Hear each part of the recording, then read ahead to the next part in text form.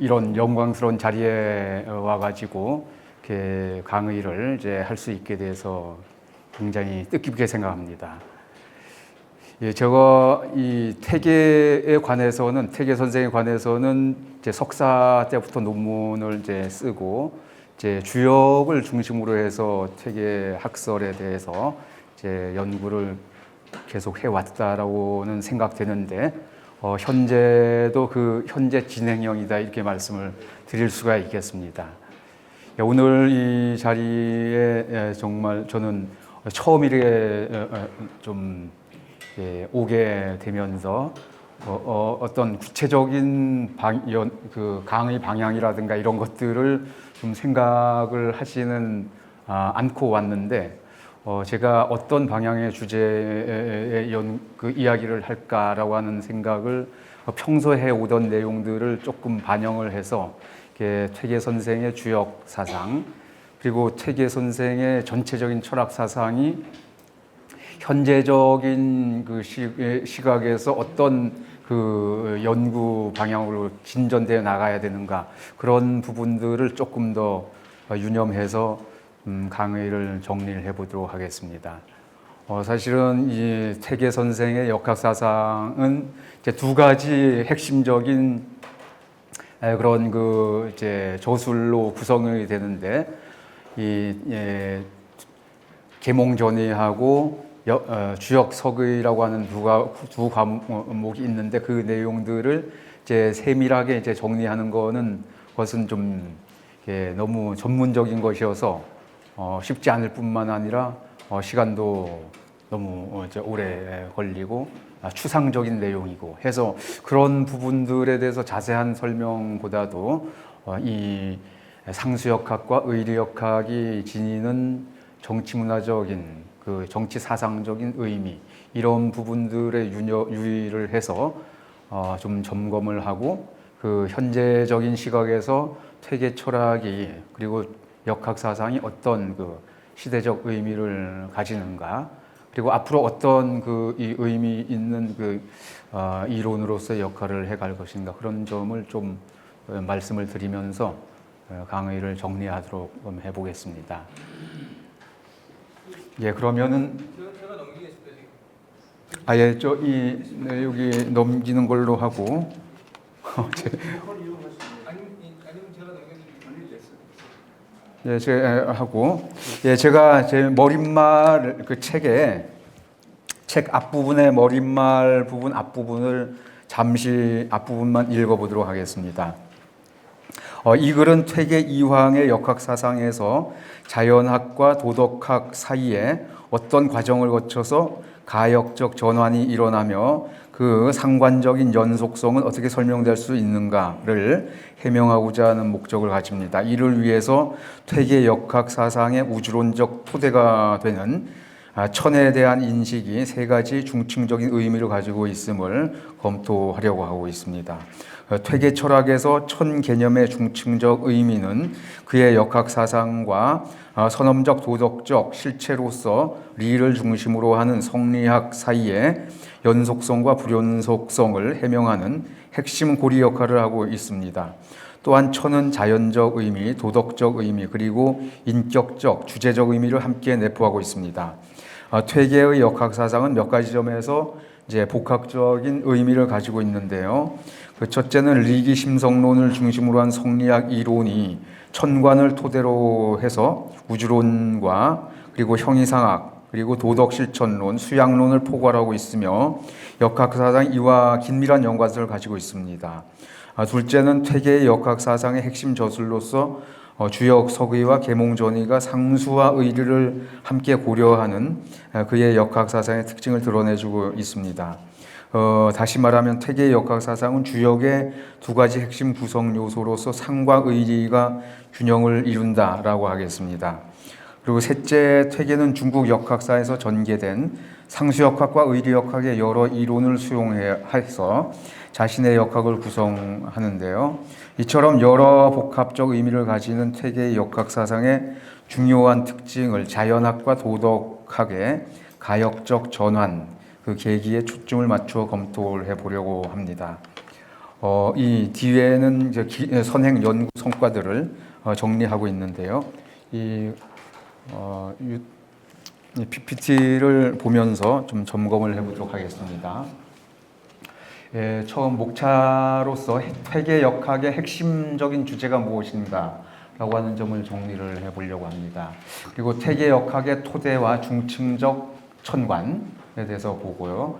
그 다음에 계몽 전의의 상수역학 이론이 어떤 특징을 가지는가라는 점, 그리고 주역서기와 의리를 지향하는 역학적 관점을 보여주는 측면, 그리고 상수와 의리의 정치 문화적인 연역 부분을 말씀드리고, 퇴계역학의 특징과 이론적인 전망, 그런 개념으로 해서 한번 점검을 해보도록 하겠습니다.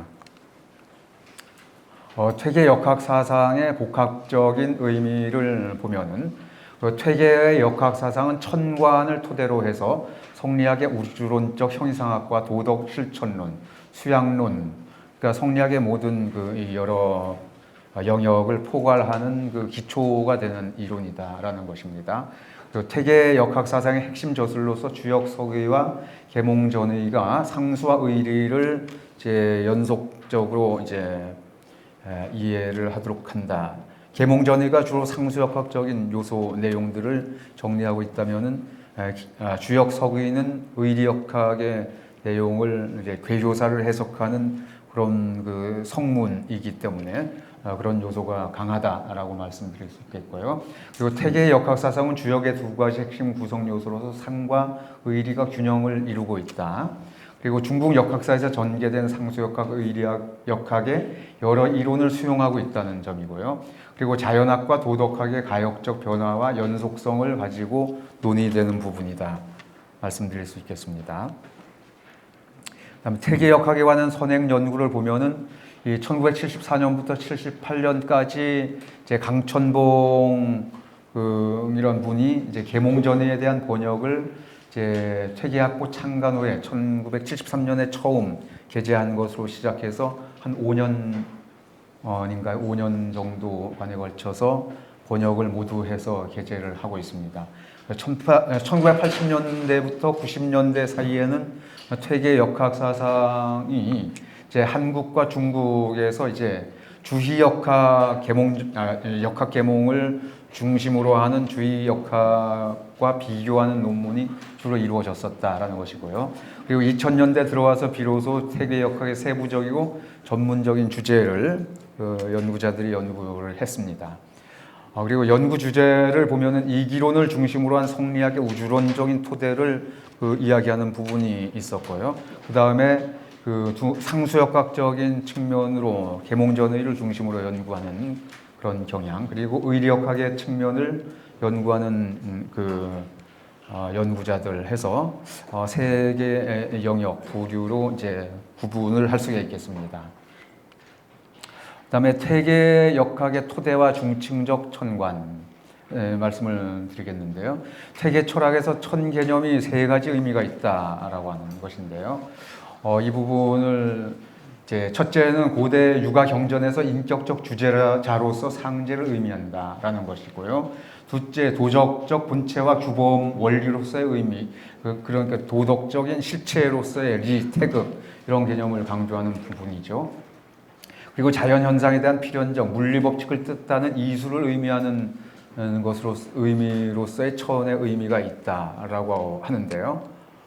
여기에서 이제 조금 우리가 퇴계 철학을 이제 현재적 시점에서 조금 더 이제 유념해서 봐야 될 부분이 이제 첫 번째 의미로서 고대 육아경전에서 인격적 주제자로서의 상제를 의미한다라고 하는 이 개념이 상당히 의미심장하다 생각을 하게 됩니다. 뭐냐면은 사실 이 중국 고대 철학에서 천관념이 변화되어 가는 이제 이 과정을 보면은 이 원시 시대 때 시경 서경에 나오는 천관념은 주로 상제라든가 뭐 제라 이런 개념으로 이제 좀 인격적인 그런 특성을 가지는 그런 개념이었었는데 나중에 천 개념이 천도, 천리 이런 방향으로 변해 가고 도가적인 어떤 자연 법칙적인 그런 개념으로 변화 발전되어 가는 것이다라고 했었는데, 이황 선생님의 시대에 이르기까지 이제 인격적인 상제로서의 의미의 천이 그대로 유지되고 있었다라고 하는 것들은 매우 의미심장하다라고 말씀드릴 수 있겠습니다. 뭐냐면 도덕적인 천의 근원으로서 이 도덕천의 근원으로서 천리 뭐 이런 의미를 이제 성리학에서 이야기를 하는데, 그 상제라는 개념은 그 도덕천이 그냥 어떤 추상적인 어떤 형이상학적 실체가 아니라 인간의 모든 그 이제 행위를 선악, 도덕적 실정이라든가 정치적인 행위를 감시하는 어떤 영명하게 살아있는 존재다. 그러니까 약간 종교적인 그런 의미를 이제 가지는 천의 의미가 있다라고 생각이 되는데요.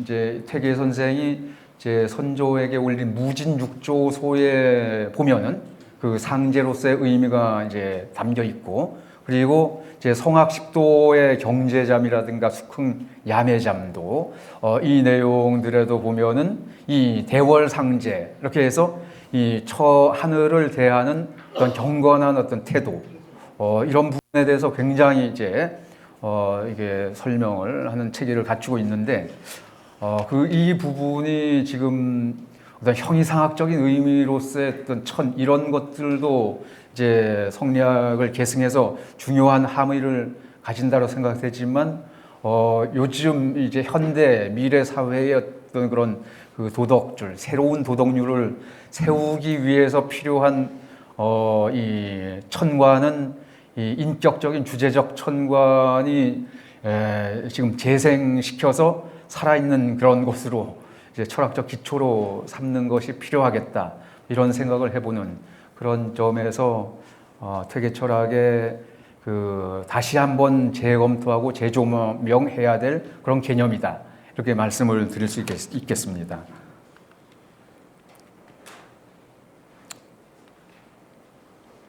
예, 그래서 인격적 상제의 의미로서의 천, 방금 말씀드린 그 무진육조소의 이야기를 한 내용들, 이야기한 말씀하신 내용인데요. 한번 읽어보도록 하겠습니다.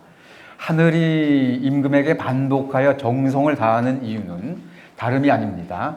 하늘이 인애를 행하라는 임무를 맡겼으므로 이쪽에서 스스로 인애에 대하여 보답할 것을 돌아보아야 하기 때문입니다.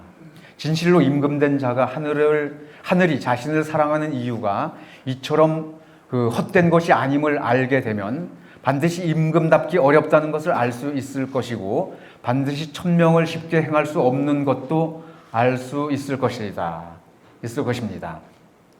그래서 높은 곳에서 날마다 감시하여 털끝만큼도 속일 수 없다는 것을 알 수 있습니다.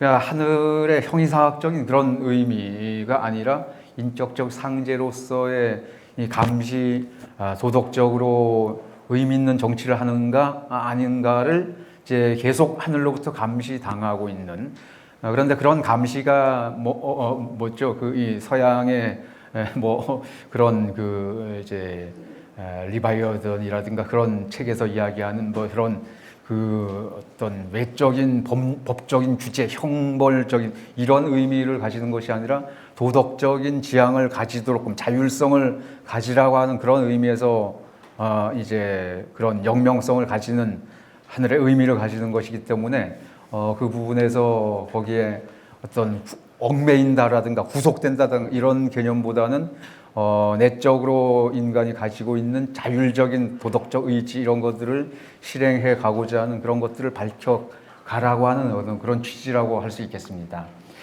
그래서 이렇게 할 수가 있다면 평소에도 반드시 마음을 잡고 몸을 삼가서 공경하고 성실히 해서 상제로부터 밝게 받아 도를 다하지 않을 수 없을 것이며, 재해로 견책을 내려주시면, 요거는 천인가문설, 동중서가 이야기한 천인가문설로서 실정을, 잘못된 정치를 행할 때 재변, 제의를 내리는 이런 이야기인 거죠. 그래서 반드시 그 견책에 대한 그 반성을 행하고 정사를 닦아서 근신하고 성실하게 하여 하늘의 그 마음을 감동하게 하도록 정성을 더욱 다할 것입니다. 이렇게 해서 이제 군주가 그 가져야 할 그 마음 자세, 이것을 이제 무진육조소의 한 조로 강조를 하고 있습니다. 그 다음에 임금과 하늘 사이의 관계를 자식과 부모의 관계로 비유하는 부분이 있습니다. 임금이 하늘을 대하는 것은 마치 자식이 어버이를 대하는 것과 같아서 어버이 마음이 자식에게 노여움이 있으면 자식은 두려워하고 반성을 해서 노하는 일과 노하지 않는 일을 막론하고 정성을 다하고 효성을 다해야 된다, 이렇게 이야기를 하고 있습니다. 군주가 하늘을 노하는 그런 정치를 해서는 안 된다라는 취지겠죠. 그리고 하늘의 인격성을 부여하면서 하늘을 극진하게 정성과 효성을 다해야 되는 그런 대상으로서 생생하게 살아 움직이는 부모로 비유해서 구체화하고 있습니다. 여기서 말하는 천은 그런 인격적 주제성과 감정을 드러내는 주체로서 상제의 의미를 내포하고 있습니다. 이 태계 철학에 있어서 이 인격적 주제성을 가지는 상제로서의 그 천의 의미는 지금 우리 연구자들이 다시 한번 그 재검토를 하면서 그 의미를 성리학의 이기론이라든가 이런 것들, 이기론에 제한되는 그 방향을 넘어서 이 개념이 태계 철학의 중심으로 이제 위치해도 좋겠다라는 생각을 가지면서 이 태계 철학의 또 핵심이 경사상이지 않겠습니까? 이 경사상이 그 존립할 수 있는 근거 또한 이제 인격적 주체성을 가진 천이다, 이렇게 말씀드릴 수 있겠습니다. 도덕적, 형이상학적, 근원이자 규범적 원리로서의 천을 또 이야기하고 있는데요. 태극을 이야기하고 있죠. 리를 태극이라고 이야기를 했고, 이 리를 인의, 예지, 신의 오상으로 규정을 하고 이 도덕적 근원이라고 이제 보고 있는데요. 이것은 태계 선생이 말씀하신 이 부분은 태극도설, 주돈이의 태극도설의 이 오상론을 이제 반영한 것이다 말씀드릴 수 있겠습니다. 그리고 태극도설 서두에서 주돈이는 무극이면서 태극인 만물의 근원적 원리가 움직이고 고요해서 음양의 양의가 생성되고 연속해서 오행의 단계를 거쳐 인간과 만물이 형성된다, 이렇게 보고 있는데, 여기 이제 이 음양과 양의 사상 이런 것들이 이제 형성되고 오상이 이제 인간에 내재하면서 이제 지각이 발현되고 거기에서 선악이 갈리고 거기에서 이제 인간은 선뿐만 아니라 악에 이끌릴 수 있는 가능성, 이런 것들을 가지게 되면서 주정의 중정인의 수양을 해야 된다라는 그런 논리가 이제 태극도설에서 나오는 이야기죠. 그래서 인간은 지각작용을 하고 이로부터 오상을 성품으로 가지게 되는데요. 이것이 다시 움직이면서 우리가 지각을 발휘하면서 그 판단을 하게 되겠죠.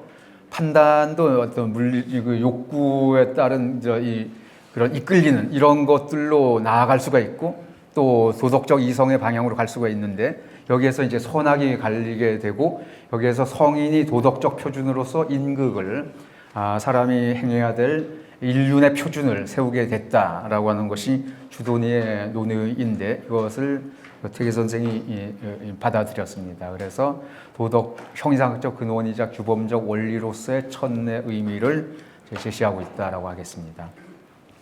그 다음에 천명도설에서 천명의 의미를 말씀을 드리면은, 천은 곧 리로서 네 가지 덕이 있는데 원형이정이다라는 것입니다. 이 원형이정은 주역 권괴의 네 가지 아주 커다란 그런 핵심적인 덕목이죠. 원은 으뜸이 되고 커다랗다라는 것이고, 형은 형통한다. 그리고 리는 세상의 만물을 이롭게 자라게 하고 이제 소통시킨다. 그리고 정은 어떤 사물이 이루어지게 한다라고 하는 그런 의미로 돼 있는 것인데, 이것이 이제 인간에 내재된 것으로 이제 생각할 때 인의 예지로 이제 이야기되고 있습니다. 그래서 음양 오행의 길을 얻어 형체를 이루고 있는 것 중에는 원형 이정의 리를 성으로 구비하지 않은 것이 없다.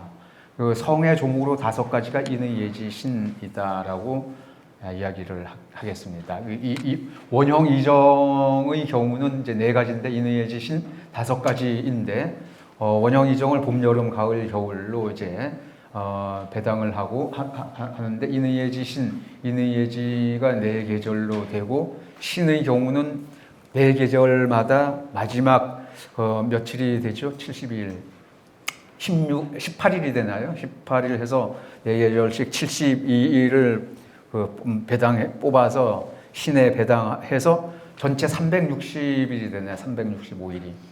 360일이죠. 360일로 이제 배당을 하고 있습니다.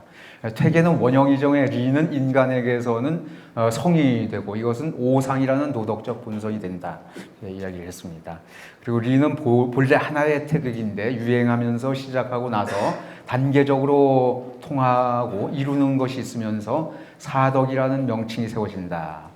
이것도 이제 태극의 이제 원형이정의 그런 그 유행의 과정을 거치는 것을 인의예지 사덕으로 이제 대비를 해서 설명하는 것으로 볼 수 있겠습니다. 그 다음에 마음속에 내재한 선의 근거로서 태극의 의미입니다. 이건 심성론적 기초로서의 본성의 도덕적 실체, 이것이 태극이다라고 하는 이야기입니다.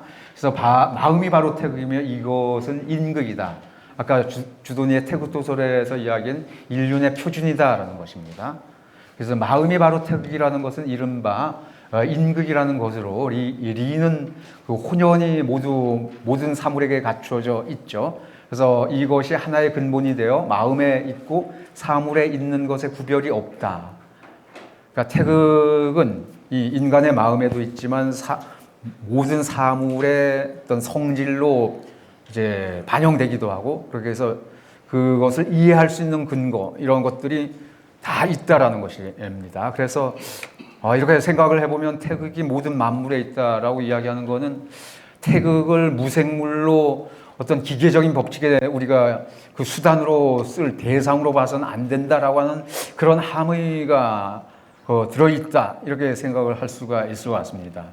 최근에 이제 서양 철학에 보면은 이제 프랑스를 중심으로 해서 그 신유물론이라고 하는 사상 철학이 이제 이야기되고 있는데 그 신유물론에 보면은 서양의 데카르트 이후에 자연 대상과 인간의 주체를 이제 이분법적으로 구분을 해서 자연 세계를 인간이 탐험하고 어떤 법칙을 탐구하고 그 대상 이용을 해서 문명화를 이루어 왔습니다. 그런데 그런 이제 근세 서양적인 세계관으로부터 넘어서서 서양 안에서 이제 자연 사물 대상이 인간과 교류하고 소통하는데 단순한 물질적 대상이 아니다.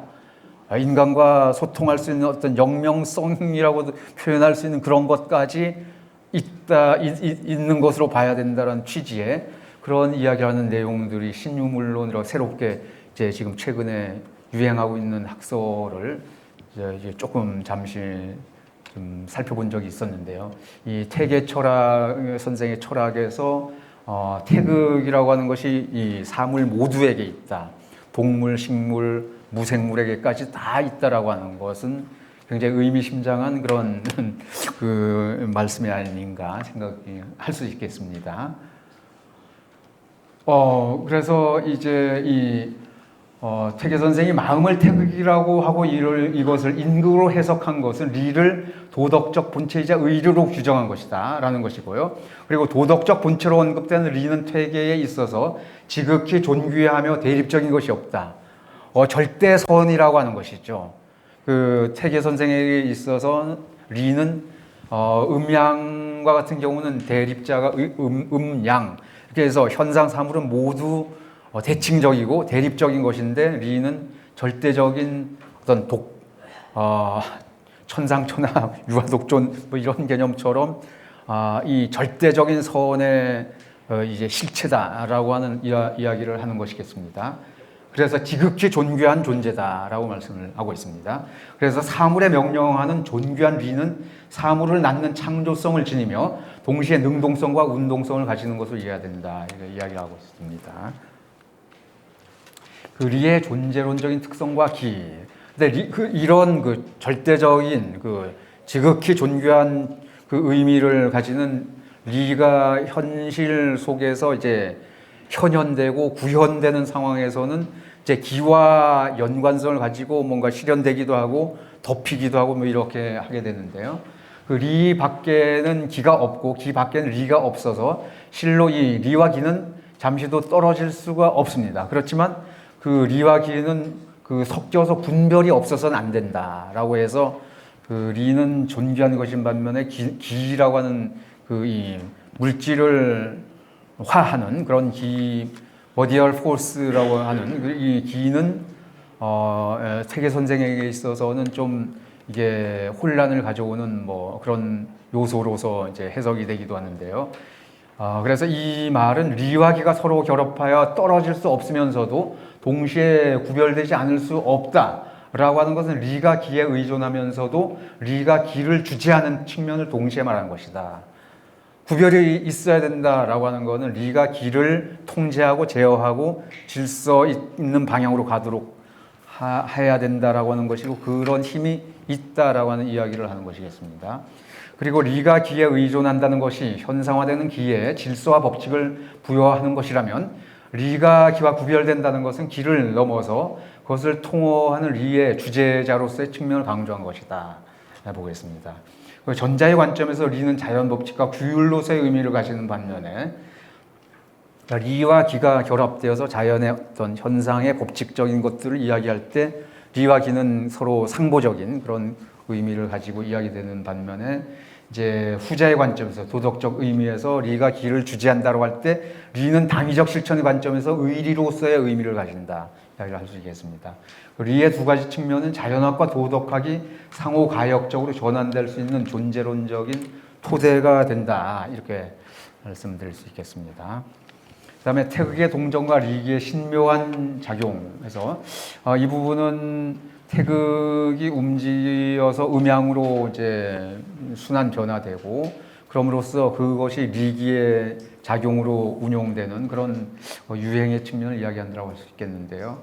그래서 태극이 움직이고 고요한 것은 태극이 저절로 움직이고 고요한 것이고 그 천명이 유행하는 것은 천명이 저절로 유행하는 것이다. 어찌 다시 그렇게 시키는 자가 있겠는가?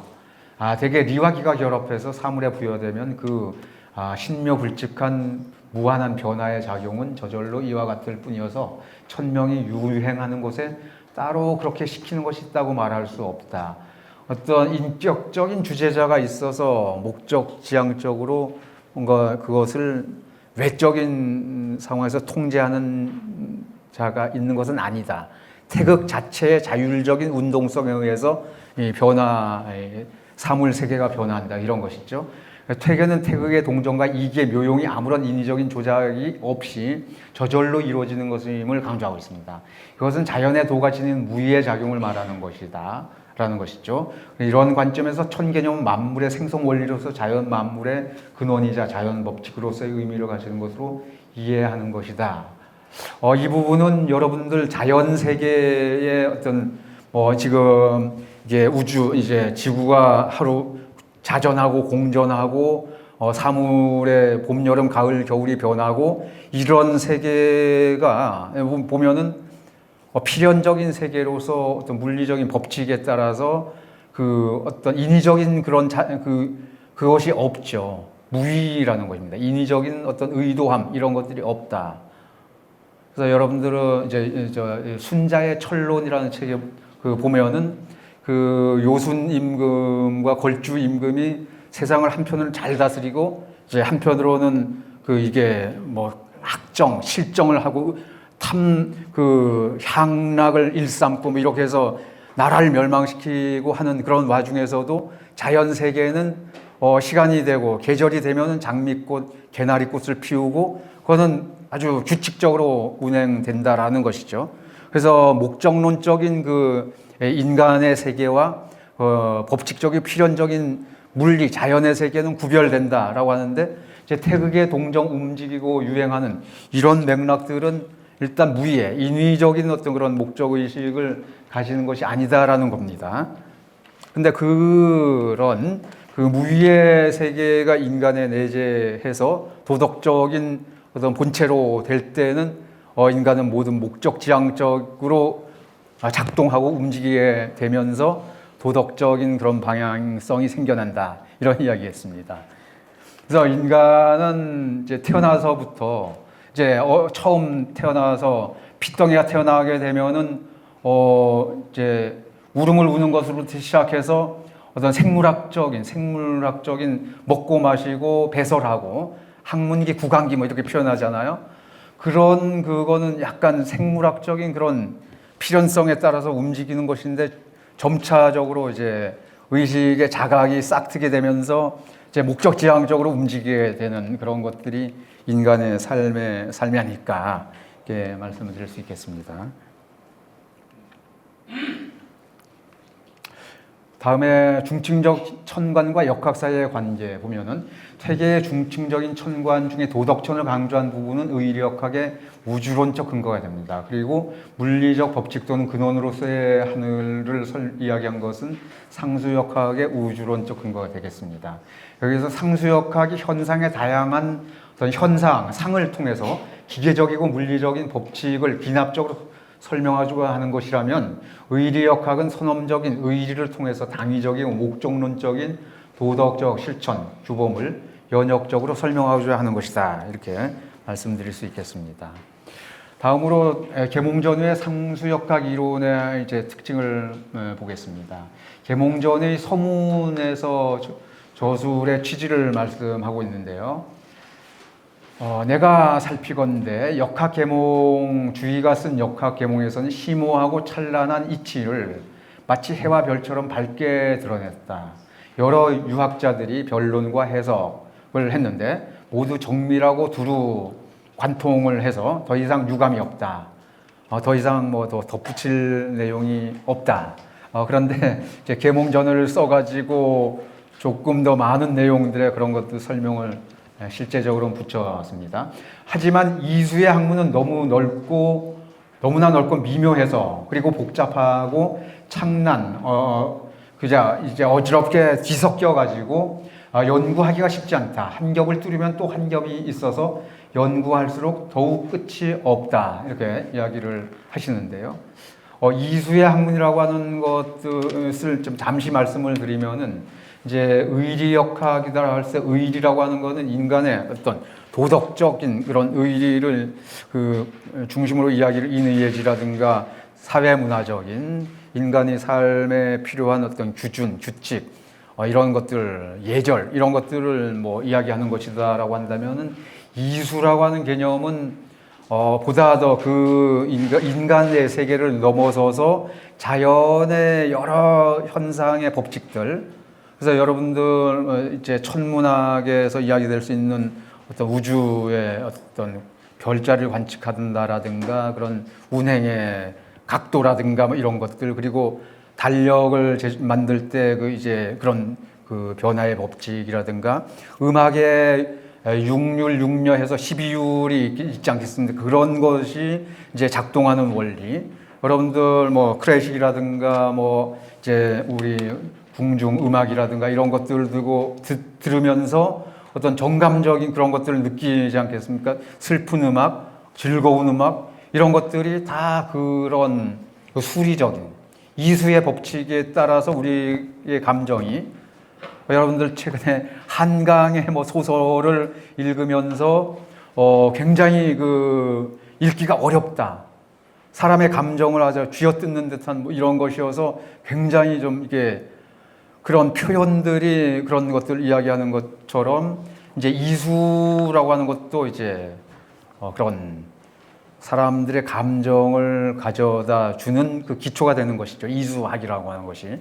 여러분들 제가 최근에도 좀 이제 겪은 부분이고 한데 이 수리적인 그런 것들이 인간의 삶에 깊숙하게 이제 뿌리박고 있는 것인데, 여러분들 병원에 간다라고 하면은 뭐 당뇨 수치라든가 뭐 혈압이라든가 모든 것이 뭐 pH 뭐 이런 수치라든가 이런 것들이 다 수치로서 이제 120이 넘으면은 뭐 혈압이 높고 뭐 당뇨 수치는 어느 정도 이런 것들이, 그리고 pH, 산성, 알칼리성의 산도 이런 것들이 수로 해서 이제 이 어떤 느낌들을 결정해 주지 않겠습니까? 그러니까 이수학이라고 하는 것이 바로 이제 이 인간의 삶에 상당한 영향을 끼치는 그런 그 학문일 수밖에 없다, 이런 이야기겠습니다. 그러니까 자연학이 도덕학으로 전환될 수 있다라고 하는 그런 부분은 이제 자연의 어떤 법칙이라든가 이런 이치가 인간의 삶에 유용성을 가져오는 것으로 이제 활용할 수도 있고, 또 어떤 피해를 가져다 주는 이런 것으로 악용될 수도 있고, 이런 측면에서 정치 문화적으로 살펴본다면 그 이수, 자연학을 이제 의미 있게 공부하고 하는 것들이 매우 중요하다. 그래서 세종대왕이 이제 그 정치를 하면서 이제 자연과학적인 농사를 이제 짓기 위해서 뭔가 그 측위기 이런 자연과학 기구를 발명한다라는 이런 맥락도 굉장히 중요한 그런 이수학의 기초가 있어야 된다는 그런 것과 연결되는 것이다, 이렇게 말씀드릴 수가 있겠습니다. 예, 그래서 이제 계몽전의 소문에서 이렇게 말씀을 하고 계시는데요. 그 퇴계 선생이 역학계몽이 다루고 있는 상수학을 이수의 학문이라고 언급하고 있는데, 이것은 도덕적 원리를 말하는 것이 아니라 자연 현상을 규율하는 물리적 법칙을 뜻하는 것이다라고 이야기했는데, 이것이 기초이고 활용하는 어떤 그런 것으로 연결된다라는 말씀을 드릴 수 있겠습니다. 다음으로 이수의 연원으로서 주역과 국리진성의 주역 해서 두 가지입니다. 주역은 이수의 연원이 되는 책이어서 진실로 읽지 않아서는 안 된다. 하지만 논어맹자 중용 대학만큼 배우는 사람의 일상 공부에 절실하지는 않다. 그래서 학자들은 간혹 배우는 것이 시급한 것이 아니라고 생각했지만, 사실 이치를 공부하고 본성을 극진히 하는 그런 학문보다 급선무로 해야 할 것은 없습니다. 서신에서 배운 것을 실천하지 못하면 비록 아는 것이 있어도 어찌 귀중하겠는가라고 하는 것은 진실로 절실함을 다한 말이다. 주역을 읽을 때 만약 이런 취지를 소홀히 한다면 점차로 의리와는 무관하게 날로 멀어질 것이다. 그러니까 이수의 학문으로서의 주역도 읽어야 되지만, 이제 의리의 학문으로서 주역 또한 읽어야 된다, 이렇게 이야기를 하고 있습니다. 소연 공부와 소당연 공부를 말하고 있는데요. 퇴계는 주역을 기본적으로 자연 현상의 배후에 내재해 있는 기계적이고 필연적인 물리 법칙을 이해하는 데 필요한 저술로 간주하고 있습니다. 근데 이러한 기계적이고 필연적인 물리 법칙에 대한 탐구는 현상 사물에 내포되어 있는 소이연의 근거를 찾아 올라가는 공부라고 하겠습니다. 그리고 이러한 소이연의 근거를 소급해서 올라가는 이제 공부는 사물 현상의 원인과 결과의 연쇄적인 계기를 탐구하는 것으로 소당연의 실천을 가능케 하는 근거가 됩니다. 이러한 것이 퇴계가 주역을 읽는 취지가 일상의 의리를 실천하는 일과 무관하게 이루어져서는 안 된다고 하는 이유가 되겠습니다. 사물의 일이 형성되고 이게 이 어떤 성질을 가질 때 그 소이연의 근거가 있는데, 그 주역에서 그리고 주희가 대학을 이제 해설을 할 때 이야기하는 이 소이연이라고 하는 것은 자연 사물에 있어서도 해당되지만은 이게 인간의 삶의 도덕적 실천을 하는 데 있어서 그 실천을 왜 해야 되느냐라고 하는 그 근거를 이야기하는 것이 소이연이다, 이야기할 수 있겠습니다. 그래서 여러분들 이제 그 중국 고전을 보면 예기라고 하는 책이 있는데, 그 예기라는 책에 그 다양한 그런 예절, 예법의 내용이 나옵니다. 정현이 그 구체적인 항목마다 그 예절 왜 그렇게 해야 되는가, 실천해야 되는가 하는 그 근거, 소이연, 근거를 이야기하고 있는 내용들이 있습니다. 좀 한 가지 예를 들고 싶은데 시간이, 고대 어떤 그 연장자하고 조금 나이 젊은 그 사람이 주변의 산에 어떤 산에 이렇게 올라갔을 때 그 따라갑니다. 따라가서 두 사람이 있을 때 그 연장자와 그 나이가 좀 어린 사람이 연장자가 어떤 한 방향을 볼 때 그 옆에 있는 좀 나이가 젊은 사람은 연장자가 바라보는 방향을 봐야 된다, 이렇게 규정을 하고 있습니다. 거기에 대해서 왜 그렇게 해야 되느냐라고 이야기를 하고 있습니다. 정현이 그 주석을 다는데 그렇게 같은 방향을 봐야 되는 이유는 이제 어떤 그 높은 곳에 올라가게 되면 여러 방향의 어떤 지형지물 같은 거 건물들이 보일 수가 있고 뭐 숲 같은 게 보일 수가 있지 않겠습니까? 그러면은 연장자가 어떤 대상에 대해서 잘 모를 때 질문을 할 수가 있다. 질문한 것에 대해서 그 이야기를 젊은 사람이 할 수도 있고 반대로 젊은 사람이 모르고 연장자가 어떤 대상에 대해서 할 때 그것을 가르쳐 줄 수 있다라고 하는 것이죠. 그래서 그렇게 해야 되는 이유에 대해서 반드시 또 이야기를 하는. 그래서 예라고 하는 거는 그 얘기에서 이야기하는 그런 것들이 어떤 아무런 의미 없이 자의적으로 만들어진 것이 아니라 충족 이유율, 반드시 그렇게 하지 않으면 안 되는 그런 이유가 있다는 겁니다. 그래서 요즘 시대 우리 시대 젊은이들이라든가 보면은 예라든가 유학 사상의 그런 것들이 봉건적이고 굉장히 낡은 것이다. 3년상을 그걸 지금 시대에 너무나 완전히 이제 시대착오적인 그런 것이다라고 표현을 하는데 그거는 그렇게 봐서는 안 되고 연역을 하고 수정 보완을 예가 지니는 어떤 의미를 따진다라고 할 때 과거에 이제 시행됐던 예들이 현재에 있어서도 굉장히 생생하게 살아 움직이는 그런 것이 될 수 있다라고 하는 것이죠. 옛날에 행했던 방식을 그대로 동일하게 하라는 것이 아니고 그 의미를 연역해서 현재적 상황에 맞게 변용시키고 그렇게 하는 것들이 필요하다 이런 이야기였습니다. 그래서 이렇게 이야기를 하고 있는데요. 64개의 형성과정과 자연법칙을 보겠습니다. 64개의 형성과정에 대한 주의의 두 가지 방법을 보면은 64괴는 이제 주역의 모든 괴인데요. 8괴를 중첩하는 그런 방법이 있고요. 한편으로는 음양으로 이루어진 두 개 효를 반복해서 6번을 반복해서 6효를 만들게 되면 2의 6승이 되지 않겠습니까? 그렇게 해서 계속 두 효를 중첩해서 64괴를 만드는 방법이 있겠습니다. 이게 후자가 소강절이 이야기한 가일배법이다라고 하는 그런 것인데요.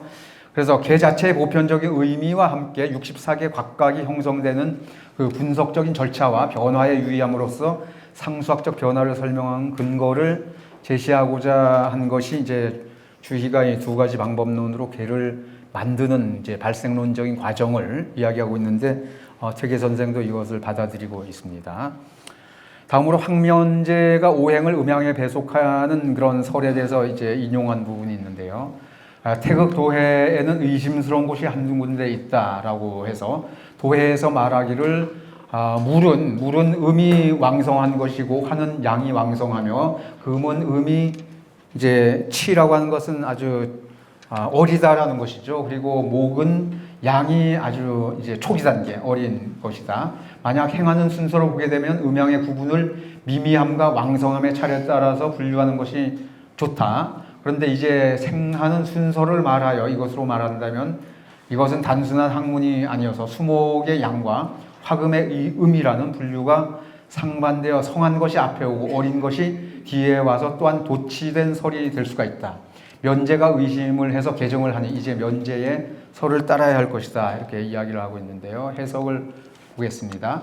퇴계는 면제의 견해에 따라서 생성되는 순서에 따라서 물이 양이 어린 것이고 목이 양이 왕성한 것이며 화가 음이 어린 것이고 금이 음이 왕성한 것이 되어야 된다. 이렇게 보고 있는데요. 이것은 앞에 태국 도해에서 이야기했던 설과 다르죠. 근데 이것은 이미 구성되어 있는 음양의 세력에 따르는 것이냐 아니면은 생성하는 순서에 따르느냐에 따라서 음양을 오행에 배당하는 것이 달라지는 것이다. 그래서 이제 음과 양이 형성되는 순서로 이야기를 하는 것이냐 아니면 그 현상으로 구성된 것이 그 변화되는 것을 보는 것이냐에 따라서 달라진다. 이렇게 자세히 설명을 드리기는 좀 그런데요. 그렇게 현상적인 것으로 보느냐, 처음 발생하는 시점으로부터 이제 보느냐라고 그에 따라 달라지는 것이겠습니다. 퇴계는 그래서 불변한 구조의 측면에서보다는 변화하는 과정의 측면에서 음양과 오행의 결합 관계를 설명하고 있습니다. 그리고 음양과 오행을 역동적인 상수학적 변화 법칙을 중시하는 입장에서 이제 계몽전에서 그렇게 해석을 하고 있습니다. 그 다음에 척전법을 통한 점괘를 도출하는 것인데, 동전 세 잎을 소반에 던지는데 만약 처음 던져서 양이 되면 이것을 단이라고 하고, 두 번째 던져서 양이 변화하는 모습입니다. 요거는 요 두꺼운 이제 선이죠. 이것을 중이라고 하고, 세 번째 던져서 다시 양이 되면 이것을 단이라고 하는데, 이것은 내괴의 상이 건이 이제 리괴로 변해가는 것을 이제 상징한다. 그리고 네 번째 던져서 음이 되면 이것을 탁이라고, 터질 탁자죠. 이제 하나의 선이 가운데가 끊어진다는 의미에서 탁자로 해석을 하고요. 다섯 번째 던져서 X, 이것은 X는 음효가 양효로 변해간다는 그런 의미겠습니다. 이것을 교라고 하고, 여섯 번째 던져서 다시 음효가 되면 이것을 다시 탁이라고 하는데, 이것은 외계상으로서 곤이 감으로 변해가는 것을 얻게 된다. 그래서 외계 감리해서 이것을 합하면 지천태가 수와 기재계로 변한 것이 되는데, 한 개가 64개로 변해서 벌어져 가지고 4096개가 되는 것이다.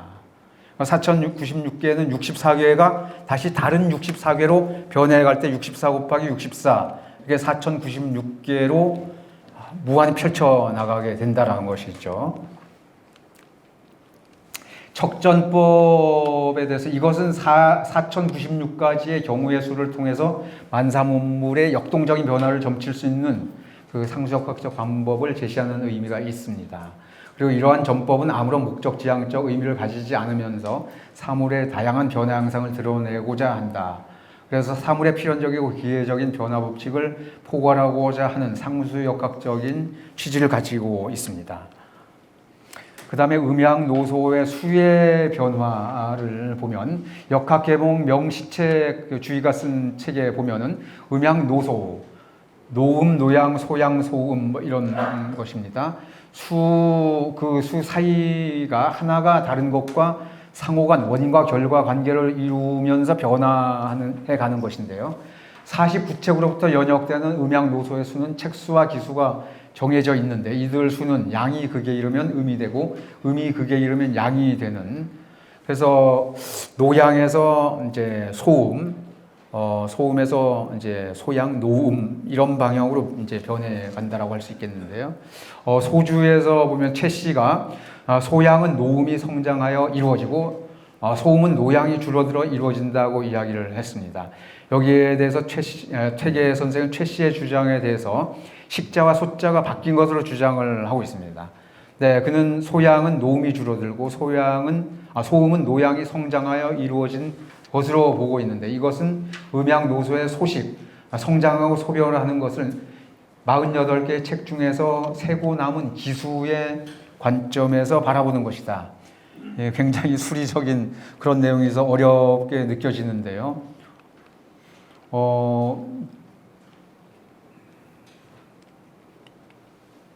그러니까 이 소양과 노음, 소음과 노양이 성장하고 이런 것들이 음이 성장하는 관점에서 보느냐, 양이 또 성장하는 관점에서 보느냐, 이 부분에서 따라서 이런 이 소식이 바뀌는 그런 의미를 이야기하고 있는 것이다 말씀드릴 수 있겠습니다. 퇴계 상수역학의 특징을 보겠습니다. 퇴계는 계몽전에서 주의가 역학계몽을 쓴 취지를 고려하면서도 자신의 상수역학적 관점에 따라 독자적인 주석과 해석을 붙이고 있습니다. 퇴계는 역학계몽에서 다루고 있는 여러 상수역학 이론을 주로 자연의 물리적 법칙을 개요로 드러내는 현상뿐만 아니라 그 배후에서 작용하는 역동적인 변화 양상까지 주목함으로써 사물의 배후에서 작용하는 사물 법칙의 다양한 인과적 계기를 검토하고 있습니다. 이 내용은 이제 태계가 상수역학 이야기하면서 이제 두드러지게 많이 이야기하진 않았지만 예를 들어서 상수역학의 이제 관점에 따라서 주역 괴효사를 해석하는 데서 이제 호체론이라든가 반괴, 복체, 복괴 뭐 이런 그 착종괴 뭐 이런 그 개념들을 가지고 이제 해석을 하는 방법이 있는데요. 그것은 괴가 드러난 괴가 있는데 그 배후에 변화되는 괴의 괴상의 모습을 가지고 해석을 하는 것이죠. 주역 괴효사를. 그러니까 다양한 변화 양상을 그 상수역학적 방법에 따라 해석하는 그런 내용들을 이야기하고 있는 것이겠습니다. 그래서 태계는 역학개론에서 다루는 그런 것 가운데 이제 인과적 계기, 다양한 사물 법칙의 인과적 계기를 검토하는데요. 계몽전에서 제시하고 있는 여러 상수역학적 관점에서 주석은 사물 현상으로부터 원인을 소급해서 그 소연과 법칙을 추구하는 것으로 소당연의 의리를 연역하기 위한 하나의 연속적인 과정이다. 이렇게 말씀드릴 수 있겠습니다. 그리고 태계는 상수를 강조해서 주의가 지는 역본의를 공부하더라도 정의의 역전을 함께 공부해야 된다고 강조를 하고 있습니다. 주역 석의는 태계가 의리역학을 좀 목표로 해서 제시하고 있는 내용을 담고 있는데요. 여기 보면 역을 읽을 때 역본의를 가장 먼저 읽고자 한 것은 나의 평소 소견이 그랬었다. 근데 세상 주학자들 가운데는 이렇게 생각하는 사람이 드물었는데 간혹 있더라도 모두 강론하고 행하는 일에만 매여서 취사 선택을 과감하게 하지 못했다. 그래서 내가 그 역본을 읽으면서 세상의 유학자들이 얽매이는 것과 같이 되었다. 이렇게 생각하면서부터 모든 것이 병통이 되어 읽을 수가 없었다. 역본의만 읽으면 안 된다라고 하는 취지의 이야기를 하고 있습니다.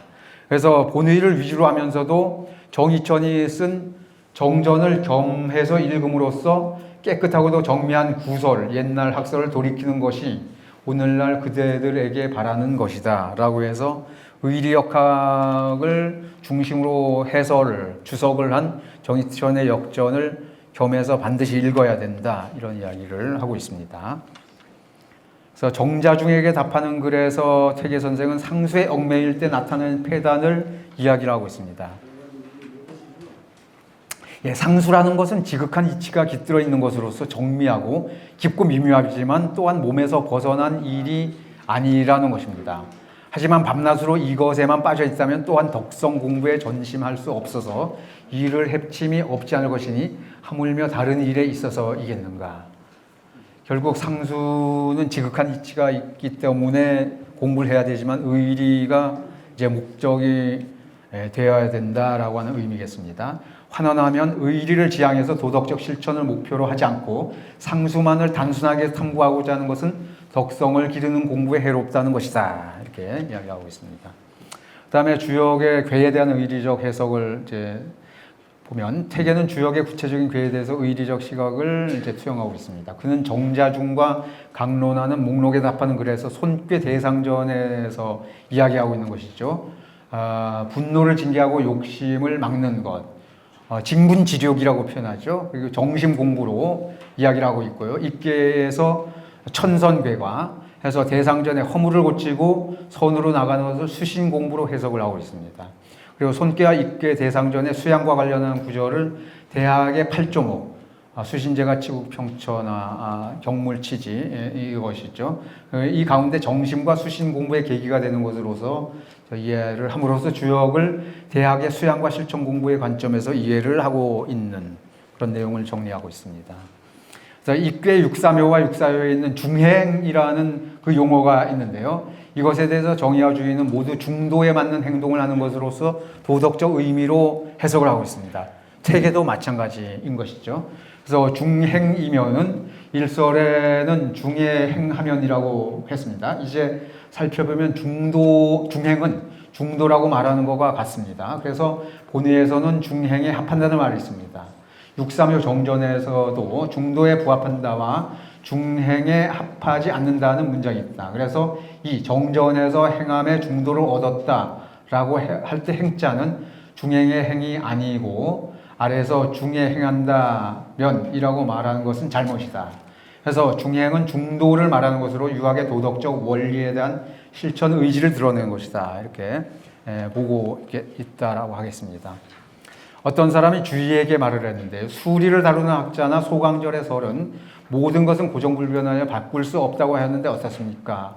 하자 주자가 단지 음양, 성쇠, 소장의 리를 통해 큰 이수를 볼 수 있지만 성현은 이런 설을 중시한 적이 없다고 대답했다. 채침 또한 기에는 순수한 것과 잡박한 것이 있으므로 수에도 득실이 있으니 수로 한번 이루어진 것은 천지는 그것을 바꿀 수 없고 바꿀 수 있는 것은 사람이다. 이렇게 이야기를 했습니다. 그렇다면 명이 사물에 달려있는 것을 실로 바꿀 수 없지만 사람에게 달려있는 것은 바꿀 수 있는 리가 있는 것이다. 그래서 이수를 이야기를 하는데 그 명해진 이는 바꿀 수 없습니다. 그 장미꽃을 개나들꽃으로 바꿀 수는 없다라고 하지만 장미꽃에 들어있는 어떤 성질들을 이용해서 뭔가 인간이 활용할 수는 있다. 이런 개념이겠습니다. 태계는 도덕적 질서 또는 근원으로서 사람이 바꾸어 실천할 수 있는 것으로 도덕적 의리와 인간의 능동적인 역할을 중시하고 있습니다. 독립변수로서의 의리와 종속변수로서의 상수 이야기하고 있는데요. 단지 의리를 위주로 하면 상수가 그 속에 포함될 때는 비록 그 속에 포함될 수 없다고 해도 이해를 따지지 않으므로 일이 모두 발음을 얻을 수 있다. 한데 상수를 위주로 하게 되면 그 불변하는 것은 본디 그 리가 그 속에 있겠지만 그 변하는 것은 리에 합하는 경우가 드물게 된다. 그래서 비록 이익을 추구하고 해로움을 피하며 인륜과 의리를 해치고 없애는 일이라도 꺼리지 않고 행할 것이니 이것이 이정 선생님이 술수를 중시하지 않는 까닭이다. 여기서 말하는 것은 의리라고 하는 목적의식을 가지고 뭔가 이수를 통어하면은 바른 방향으로 나아갈 수 있지만 상수에 얽매여 가지고 그 리수 의리적인 이런 부분들을 이제 배제한다라는가 이렇게 되게 되면 이 해로움을 이제 받게 된다 이런 이야기였습니다. 그래서 술수를 중시하지 않는 것은 이제 의리를 우선시하기 때문이다라고 하는 겁니다. 그래서 태계가 상수보다 의리를 강조한 것은 상수가 이익을 위해 인륜과 의리를 침해할 수 있는 반면에 의리는 이를 바르게 하는 당위적 원리가 되기 때문에 이제 그렇다라고 하는 겁니다. 태계에서 소유된 이연과 소당이연의 실천 이야기입니다. 의리는 상수가 나타나는 음양 소장과 기륭 선악의 성질을 가지는 사물의 리에서 그 행위의 당위성을 보장하는 보편타당한 근거를 의미하고 있습니다. 그래서 이처럼 인간이 행동하는데 그 소당연의 행동 규범 그리고 그 소이연의 의리와 기륭선악 음양 소장의 법칙인 리가 겉으로 드러난 그런 상수 사이에는 상호 원인과 결과의 관계를 가지는 것으로 두 가지가 가역적으로 상호 전환되는 의미를 가지고 있다라고 생각이 됩니다. 상수와 의리가 가역적으로 상호 전환한다는 것은 소당연과 소이연을 일치시키면서 행위와 실천의 근거가 연속성을 가지게 하는 것이다 하는 것이겠습니다. 퇴계가 숙계 상전을 해석을 하는 내용인데요. 퇴계는 숙계 상전에서 어둠이 깃들면 들어가 편안히 쉰다와 관련해서 경의 수양을 다음과 같이 강조를 하고 있습니다. 군자가 낮에 밖에서 활동할 때는 온종일 열심히 힘을 써서 스스로 쉬지 않고 밤에 집에 있을 때는 경계하고 삼가며 속이지 않고 잠잘 때도 죽은 사람처럼 눕지 않아 경건하게 하지 않는 때가 없다. 그래서 퇴계는 경을 통한 수양은 바로 이와 같이 소당연의 행위와 그 소연의 근거를 일치시키는 과정에서 요구되는 정신의 집중 상태를 뜻하는 것이다. 이야기를 하고 있습니다. 그리고 역학에서 자연학을 상징하는 상수와 도덕학을 상징하는 의리라고 하는 것은 사물의 리에 대한 인간의 가치 판단과 실천적 노력을 매개로 상호 전환되는 의미를 갖는 것이다. 이렇게 정리를 해볼 수 있겠습니다. 그리고 퇴계의 유교 정치학의 의미와 삼위일체를 이제 마지막 요약하는 부분이겠습니다. 퇴계 정치 철학의 결정체인 성학십도와 정치 담론의 집약으로 볼 수 있는 상소문으로서 무진육조소에 이런 퇴계 유교 정치학의 핵심적인 내용이 나와 있다라고 하겠습니다. 그래서 퇴계의 성학은 정치학의 유교 정치학의 정수 혹은 삼위일체 정치 담론으로서 학문과 도덕, 정치의 삼위일체를 이야기하고 있는 것이다. 연구자가 연구한 내용을 요약하고 있습니다. 도덕 정치 학문이라는 도식은 동아시아 유교 사상사에서 매우 중요한 의미를 가지는데요. 태계는 이러한 의식 구조화에서 자기만의 독특한 학설 체계로서 성학의 체계와 새로운 천견론, 아까 말씀드린 거죠. 하늘이 그 견고 제의를 내려서 이제 경고를 하는 그런 것이죠. 이런 학설 체계를 만들어냈다라는 것이고요. 퇴계 유교 정치학적 의미에서 탁월함은 이와 같은 도식을 정밀화하고 체계화함으로써 전국의 안정과 조화로운 정치를 지향하는 점에 그 특징이 있다 이야기를 할 수 있겠습니다. 그 다음에 리더십의 관점에서 보면 퇴계의 철학을 보면 퇴계의 리더십은 유교, 특히 주자학적 특수성을 가지고 있는데요. 16세기 이후 조선의 정치 이념이나 도학적 세계관에 큰 영향을 주었다. 그래서 오늘날 사람이 사람을 닮아야 된다라든가 지도자가 지도자다워야 된다라고 하는 그 사회 지도층에 대한 비판이 바로 이러한 도학적 세계관의 영향을 받은 것이다.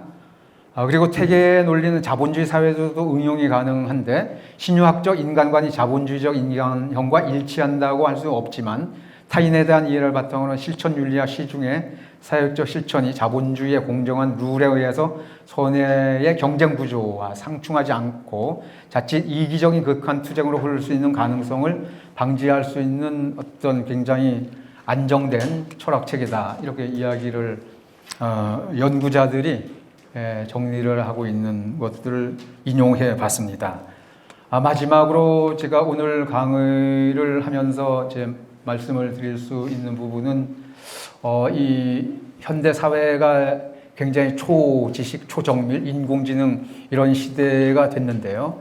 이 시대에 과연 이제 문명적인 발전의 부분과 인류의 어떤 사회 문화적인 어떤 그런 그 행복과 그런 그 것들을 이루는 것이 사실은 굉장히 비대칭적으로 흘러가고 있는데 지금 과학 문명적인 요소는 뭐 인공지능을 활용해서 뭔가 자율주행 자동차를 한다라든가 뭐 매우 직선적으로 끊임없이 발전되고 있습니다. 그런데 사회 문화적으로는 이게 지금도 전쟁이 현상으로 현존하고 있는 상황이고 사회 문화적으로도 이제 뭐 양극화라든가 편향적인 사고라든가 이런 것들이 상존하고 있습니다. 그래서 저는 그 문명적 발전과 문화적인 어떤 그 수준을 높여가는 이런 것들은 다르다.